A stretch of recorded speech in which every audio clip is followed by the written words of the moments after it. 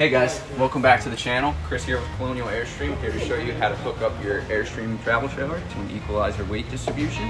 Let's take a look.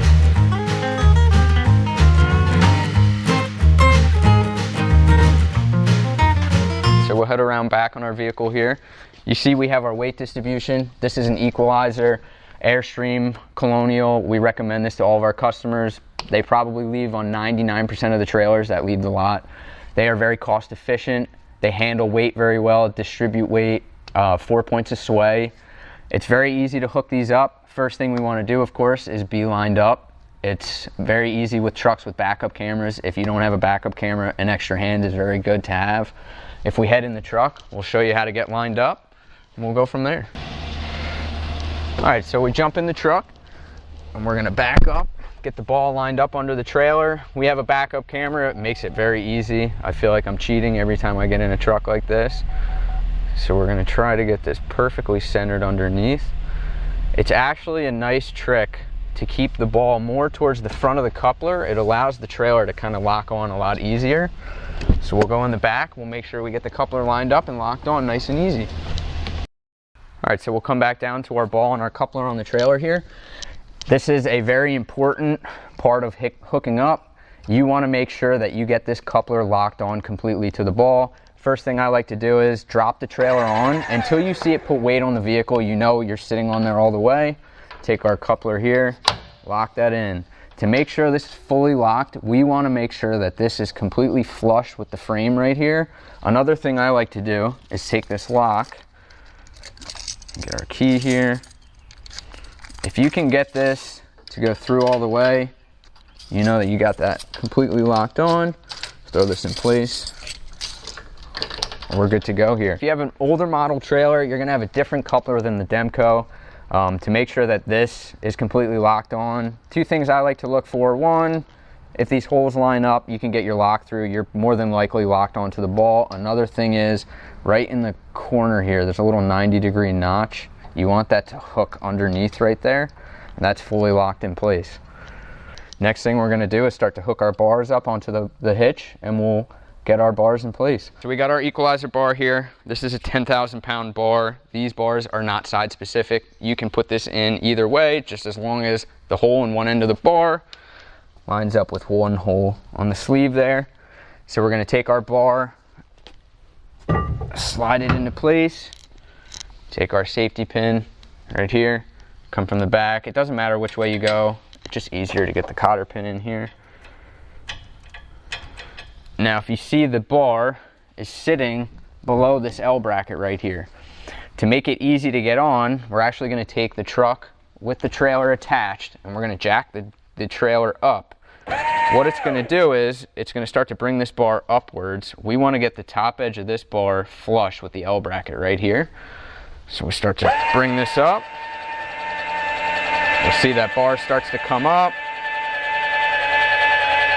Once you see we're about flush right here, we're gonna take this tool. This comes with all of your Equalizer hitches. You're gonna come right underneath, so the bar sits in this little C right here. End of that hook goes into the square. You're just gonna lift this. You're gonna feel some pressure, it's normal. Just lift it right past there. Once you get that bar on, just kind of hit it on there a little bit more. You got our little candy cane lock here. You're gonna make sure the 90-degree elbow is always sitting on top, facing in on top of the bar. This little guy's gonna lock right underneath there. Then we're gonna go to the other side, do the exact same thing, nothing different. Slide our bar into place, get our pin through.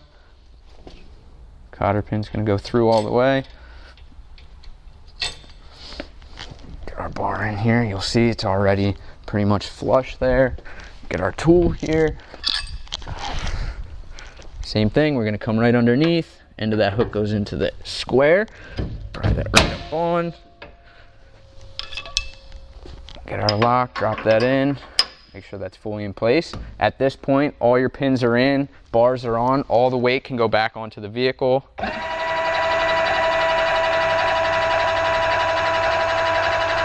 So now that we have full weight of the trailer on our vehicle, we need to get our chains hooked up, our 7-way and our breakaway cable. So first thing we have is our chains here. We need to cross them. So this chain that's hanging on this side of the frame is gonna come over right here, hook on right there. We got our chain on my side of the frame, it's gonna come over here, hook on right there. Now we have our breakaway cable. Airstream gives us this. It doesn't really have a carabiner on it. It's kind of gives you a lot of slack. We don't like to use these, so what we do is we replace them with an accordion leash with a carabiner on the end. Makes it a little bit cleaner. Take this, we're gonna hook this straight right to here to where we have this chain hooked up. We don't wanna cross it to this side. The reason being, you see how it kind of gets caught up in here where your trailer is gonna be pivoting. We wanna keep it just straight from here to here. Now, we have our 7-way. We're gonna take this, you'll see it actually has a little tab on the top here. When you open the door on your 7-way, you'll see there's a groove at 12 o'clock. Depending on the truck, it might be at 6 o'clock. Usually it's either 6 or 12. Also, your 7-way might be down here on your vehicle. It might be on this side. Really depends on what you're driving. So we take our 7-way. We're gonna make sure the tab here goes in that 12 o'clock position. Plug that in. You wanna make sure the tab on the door, because the door is spring loaded, goes behind the tab on the plug. What that's gonna do is give us a nice tight connection right there, and that way it won't pull out while you're driving. At this point, you'd be able to take your trailer and head out on your trip. If you found this video helpful, give us a thumbs up. If you have any questions, comment below or visit our website at colonialairstream.com. I'm Chris, and I'll see you in our next video.